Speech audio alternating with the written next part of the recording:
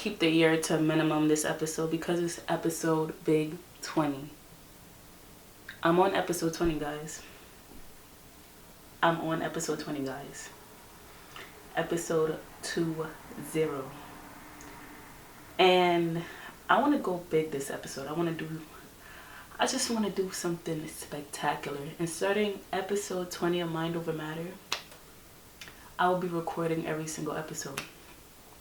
Starting episode 20. I have a few episodes on YouTube, but starting now, all my episodes will be on YouTube. And I just want to up the consistency. I want to up the quality of Mind Over Matter. Oh yeah, by the way, I'm Deja Wallace. I didn't even introduce myself. That's how excited I am about this episode. I'm your host, Deja Wallace. Welcome to Mind Over Matter. If this is your first time joining me, thank you. And tell a friend to tell a friend to tell a friend that it's Mind Over Matter, baby. Kick back, relax, and enjoy this episode. So, this episode about to be crazy. Let me tell you. On today's episode, I'll be talking about mental health.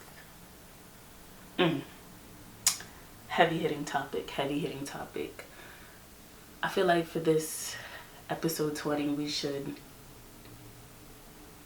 just attack all the heavy hitting topics, stuff that I personally don't know how I'm going to do this episode, because this topic is very vulnerable, very sensitive.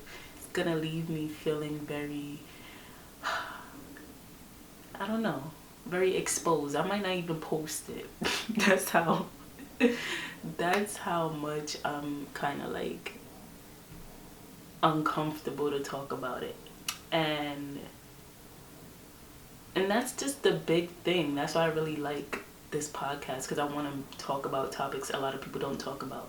So we're talking about mental health. We're talking about my personal experience with mental health. We're talking about just anxiety. That's what I dealt with in the past. Still dealing with, not really, but how I overcame anxiety, how to deal with mental health, the negative stigma that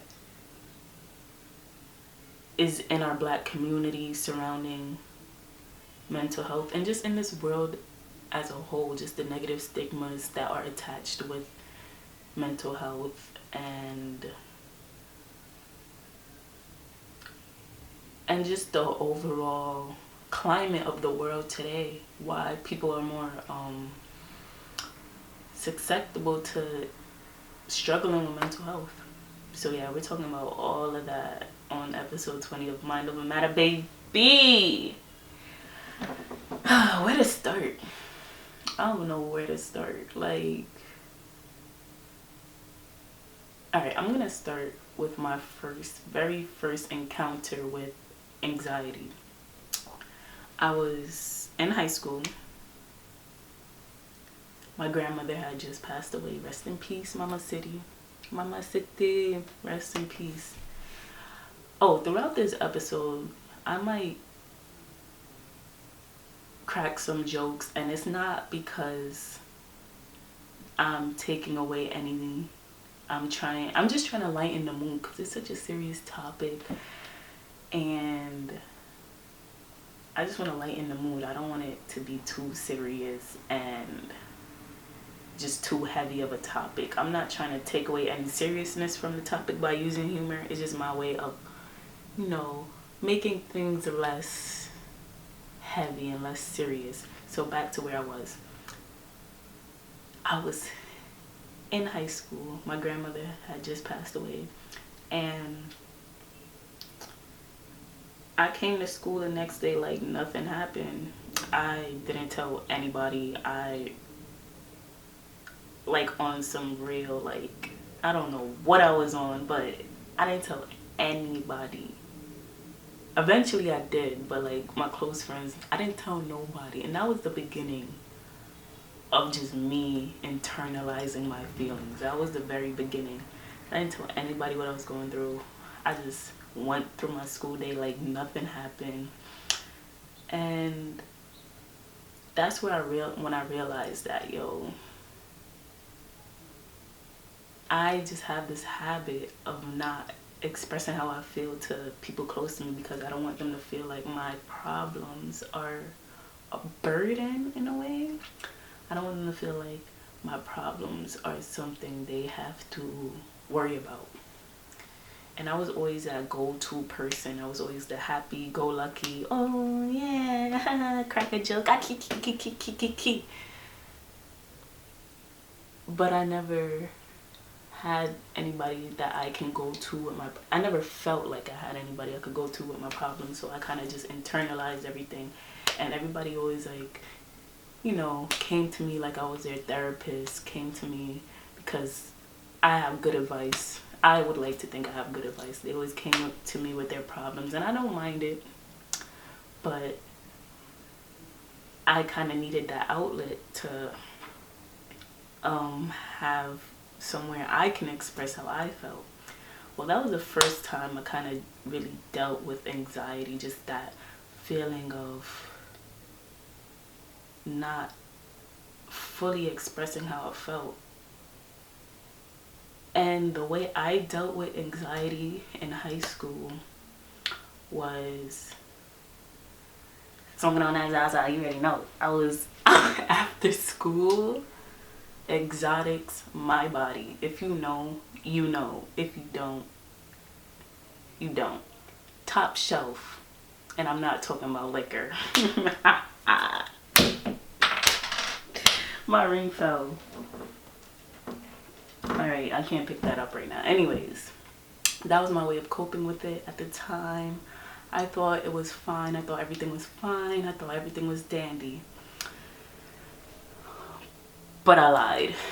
Let's fast forward to where the anxiety really started kicking my ass. Okay, 2019. We'll fast forward to 2019.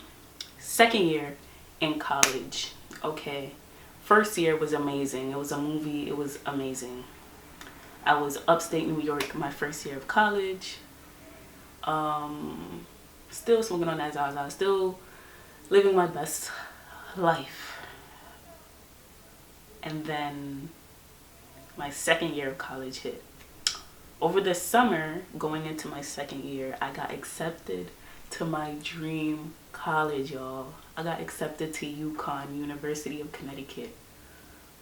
When I say, like, that was my dream college, you don't understand. Like, I wanted to go to that college since I was in high school, and I applied and I got declined. But I applied again my first year, my freshman year, upstate New York, and I got accepted.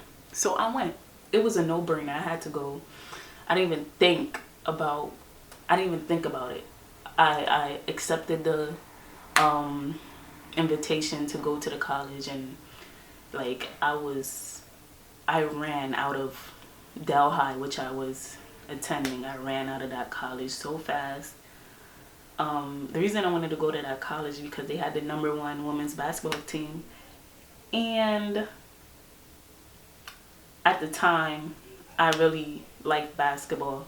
So when that school accepted me, I ran at the opportunity. Anyways, I didn't know what I was getting myself into. I did not know what I was getting myself into, because upstate New York is full of a bunch of city kids, and it's full of a bunch of city kids that just want to get away from home and have somewhere they could be free without having their parents down their necks. So it's just full of a bunch of city kids. That means I'm in my element.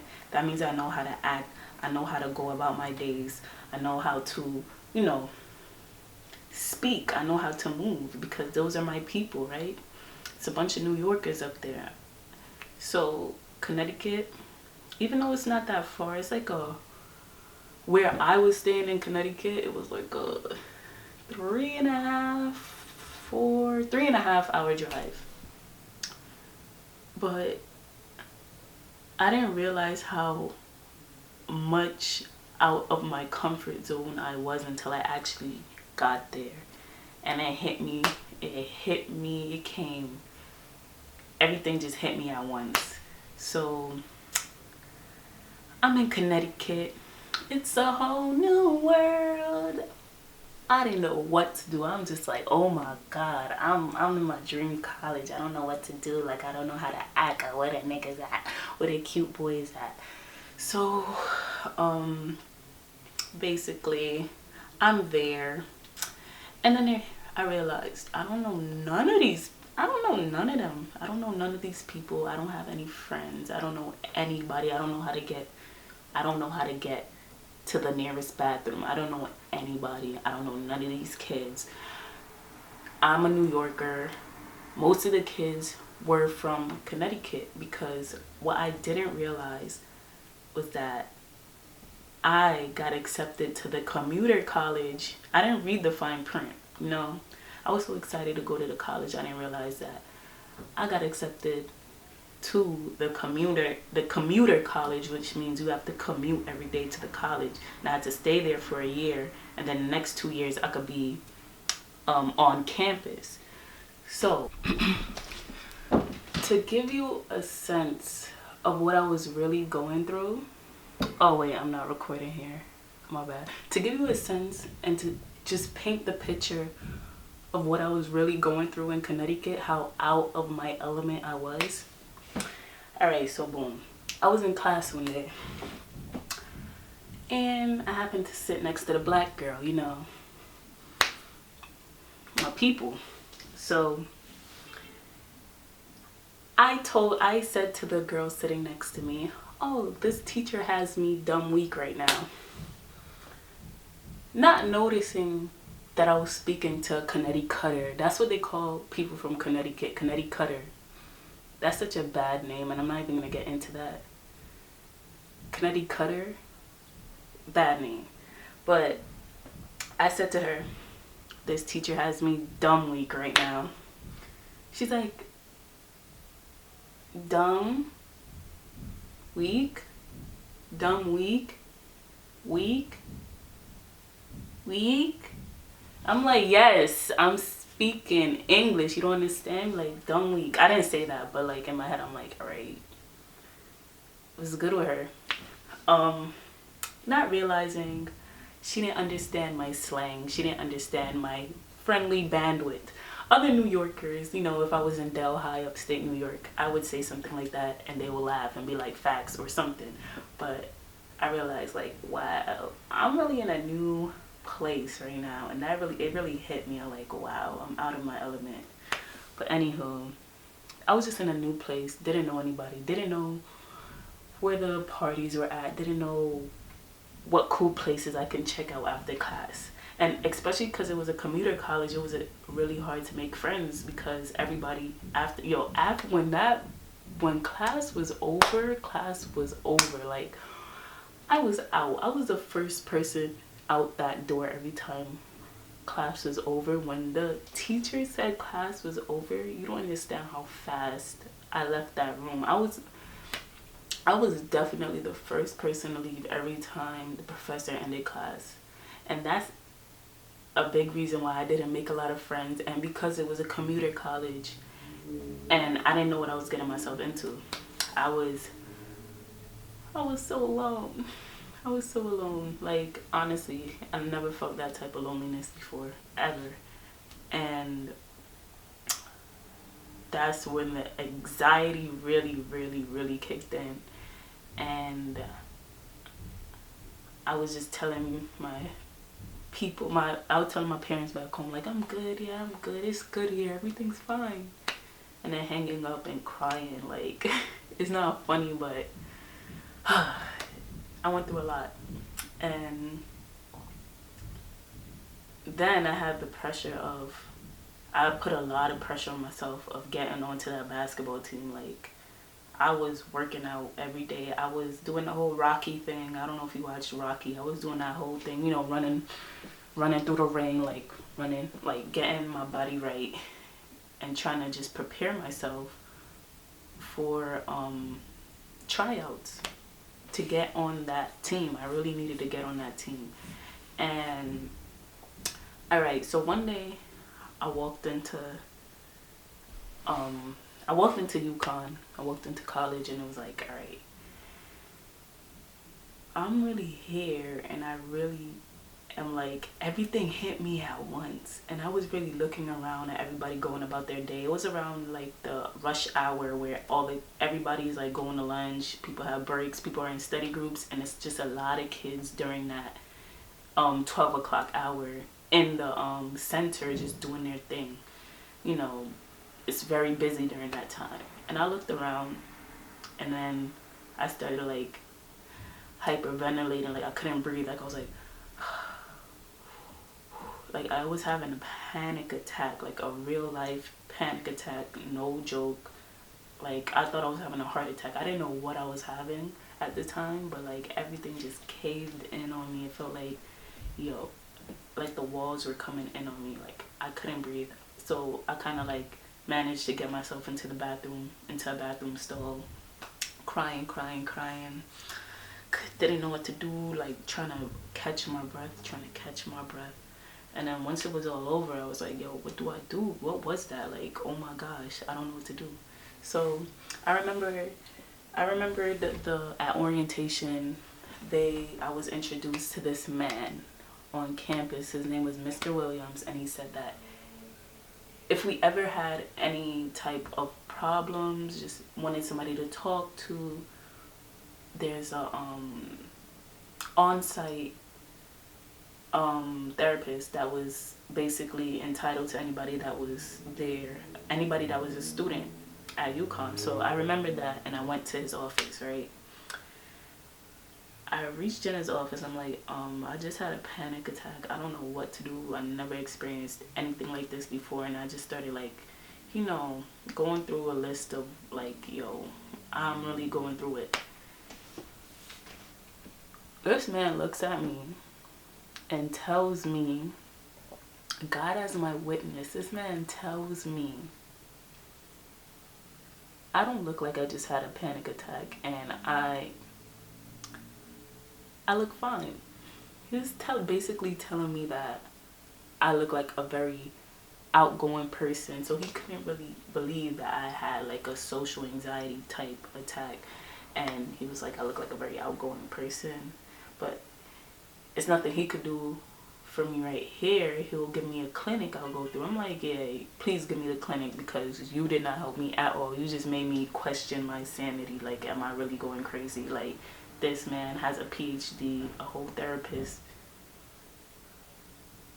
You don't got the answers? Like, I need help. Help me. Like, yo, that point, I didn't know what to do. Oh yeah, it gets worse. So I kid you not, the next morning I wake up, I get a call from my cousin. He's like, oh, did you see the video? I'm like, what video? What, like, why are you calling me? What video? I don't know what it's 7 o'clock in the morning. Why are you calling me? He's like, you didn't see the video yet? I'm like, what video? Come to find out, somebody very close to me gets hit by a car, and then that video goes viral. And because the video is viral, I did have a choice, but at the time I was so attached to social media and addicted to my phone that I kept rewatching the video, because people close to me, my friends, were reposting it. Celebrities were reposting it. Like, that's how viral the video was of him, somebody close to me. I don't want to, you know, get too much into details, but got hit by a car. And it's like, that really was like the final straw to just trigger everything that happens after this. So I am in like the most, I think, like lowest point of my life right now. And it's like, yo, I'm going through so much emotions. I have this tryouts I have coming out, probably one of the most important reasons I'm in this college. And it's like, once you're not right mentally, it just, you cannot perform to the best of your ability. And that I learned that at that moment, that your mental health is everything. It should be your first priority. So I'm having a bad day, I'm having bad days, and I'm not reaching out to nobody. I'm internalizing my feelings. I'm not speaking to anybody about how I'm feeling. I'm fine. I'm always fine. I'm good. Anytime somebody asks me, am I okay? I'm okay. Because what are you really going to do? That's my thought process. What are you going to do if I say I'm not okay? That's my thought process. I feel like nobody could really help me. So tryouts come around.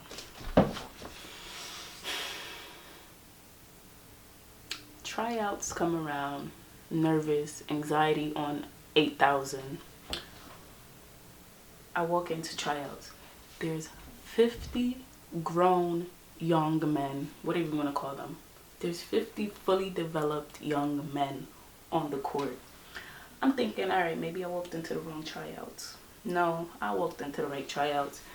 The tryouts were basically 50, probably more, young men versus me and this other girl.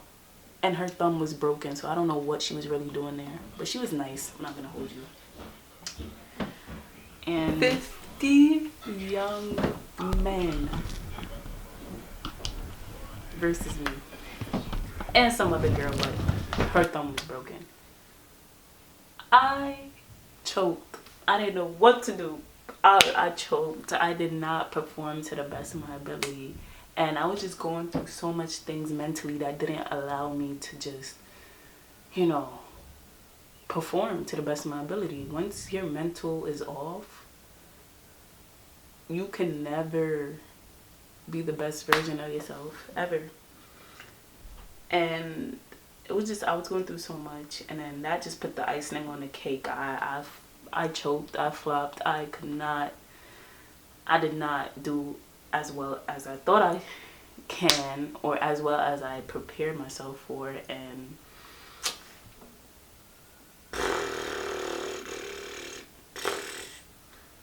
like, I took that so bad. I took it horrible. I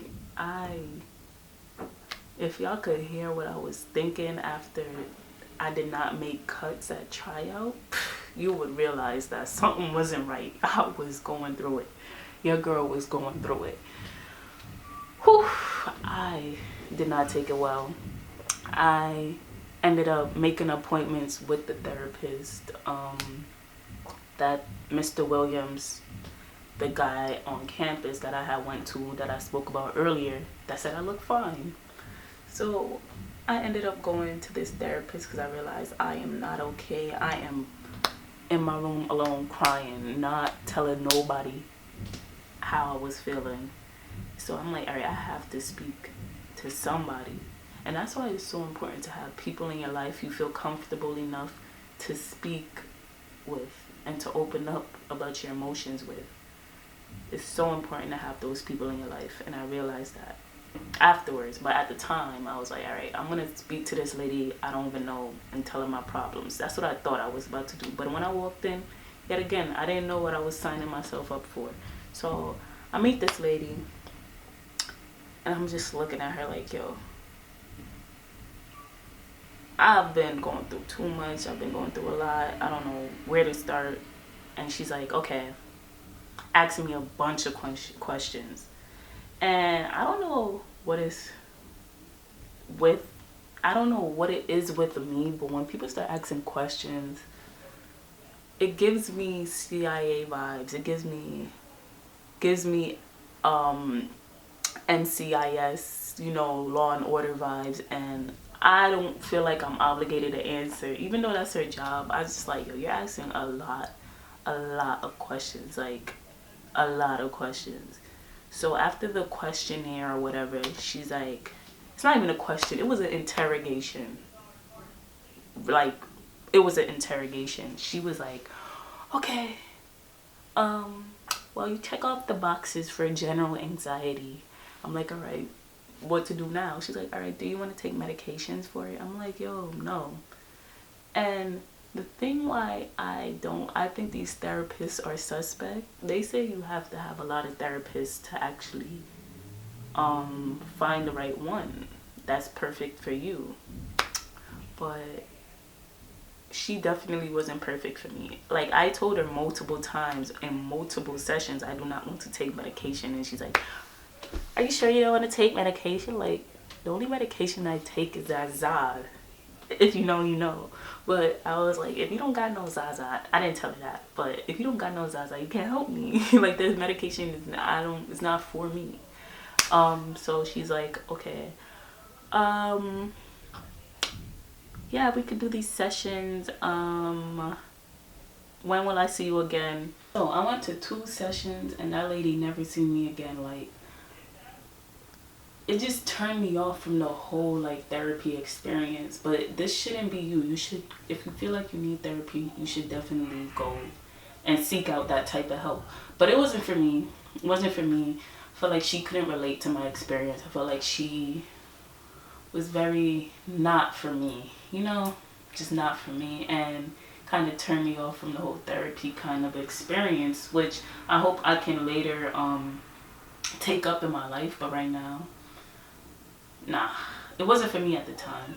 And I'm not discouraging you. I'm not talking down on therapy, but these therapists are suspect. And I just had bad experiences with therapists, but I've heard stories of just bad therapists, you know. I know a lot of stories of bad therapists. Even some, alright, I could tell you about a guidance counselor in my high school. She was probably the most unmotivating person in that school. And as a guidance counselor, I feel like you study all these years to do what? To be such a pest? Like, alright, I don't have nothing against her, but basically I have another experience where my friend had told me, it wasn't my experience, my friend had told me that the guidance counselor basically told old boy that he was going through a lot. He had ended up hurting himself, and then she looks at his cuts and tells him, oh, it's not that deep. I don't know. These therapists be losing me.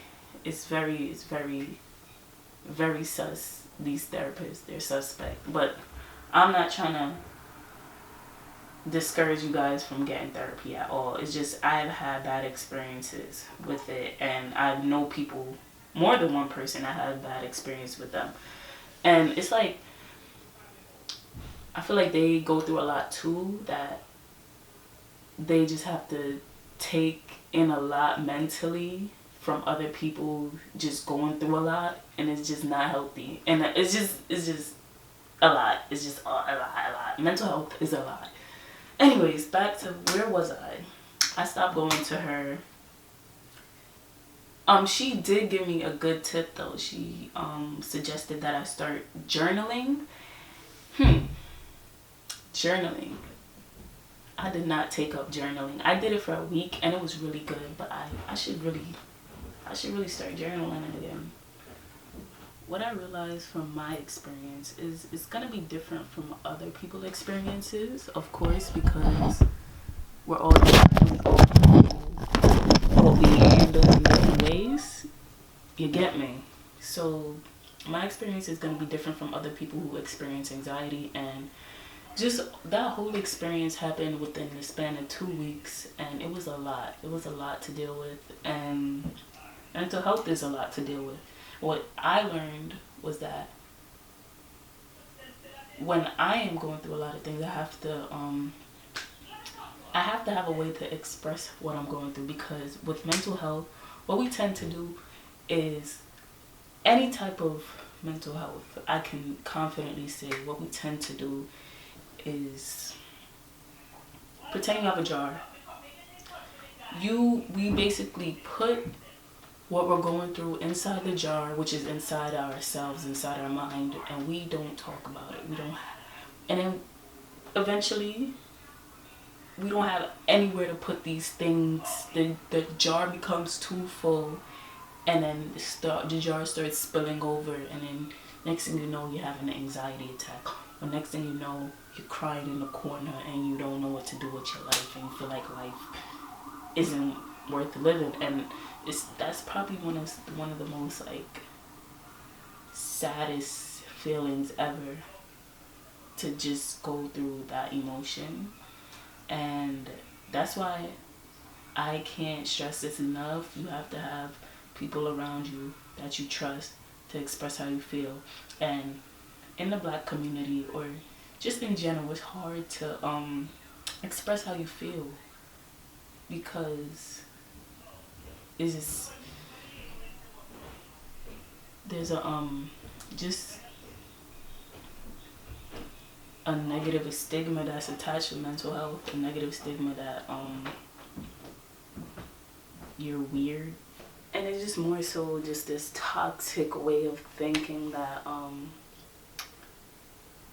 people that are struggling with mental health, and when they do come out to their parents about it, that they're just asking for attention, it's a cry for help.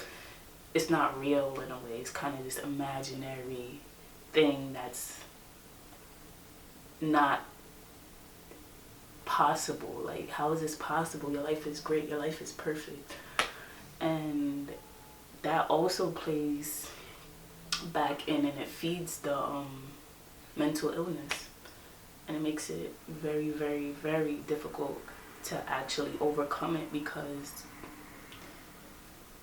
you have nowhere to openly discuss how you feel. And a lot of people in the Black community have this idea, have this image, have this mentality,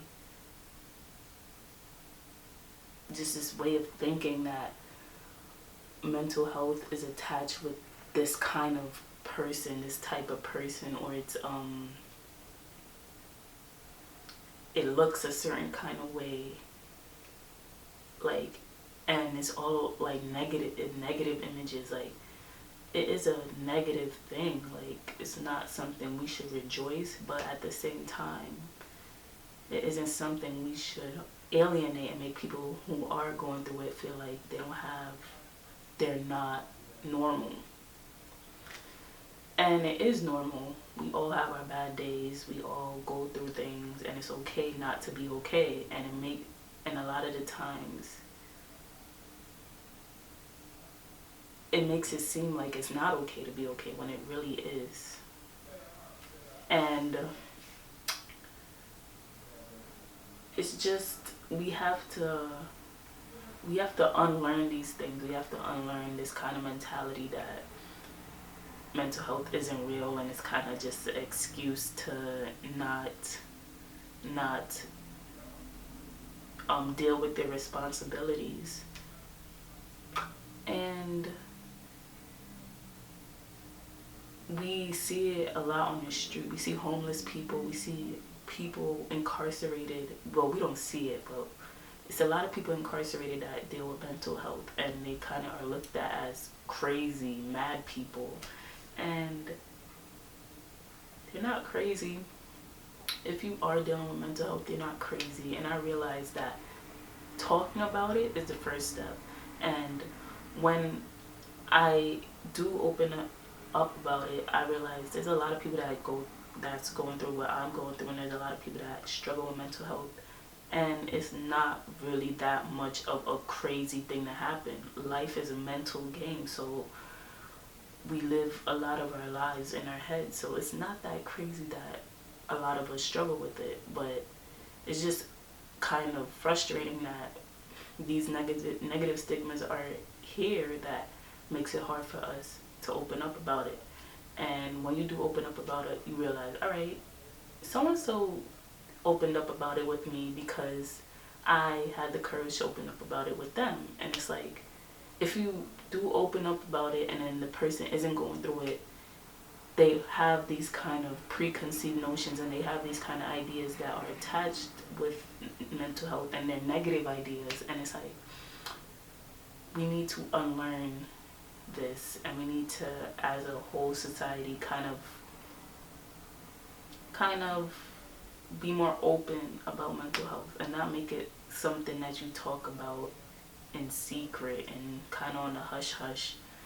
And I hope this video can help people be more vocal about what's going on through your head. Even if you don't struggle with mental health, just talk about things.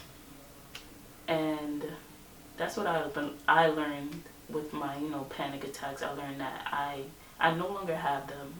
I no longer struggle with anxiety. And that's because I've realized that I need people. You need people. You need people you can talk to. And I started meditating. If you feel like you can't talk to people, kind of release your emotions through meditation. That's what I learned. And that helped me. That saved my life when I was going through what I was going through. And it really just changed my whole mindset. It just gave me the clarity I needed. I'm not going to get too much into meditation, but it's just a very powerful thing to do, to just stop everything you're doing and then being alone with your thoughts. It's getting really hard nowadays to do that, especially with all the distractions that are here. But I'm a strong advocate for meditation. And just, it's okay not to be okay. That's my final word. Always treat people kindly, because you never know what somebody's going through that they're not telling you about. And I talk about that in my normalized kindness episode. I believe that's episode 6. So you can go back, listen to that, refresh yourself on that. This episode wasn't that bad. It wasn't that bad. I got through it. What else can I say? I hope that you guys you're able to educate yourself on mental health after this video, if you aren't that educated on it. And I'm gonna leave some links below, some hotlines. Even though when I was going through what I was going through, I would never ever think of clicking on a hotline to help me, but I want to leave those things below, just to leave those resources below for you to further expand your knowledge and actually think about how you can get better if you are going through something. And I know a lot of us are going through things because of just this whole pandemic, just us not having our plans go how we wanted it to go. It's very hard. And yeah, if you made it to the end of another video, you're special, you're loyal, you could do anything you put your mind to. Tell a friend to tell a friend to tell a friend to tell a friend. That is mind over matter, baby.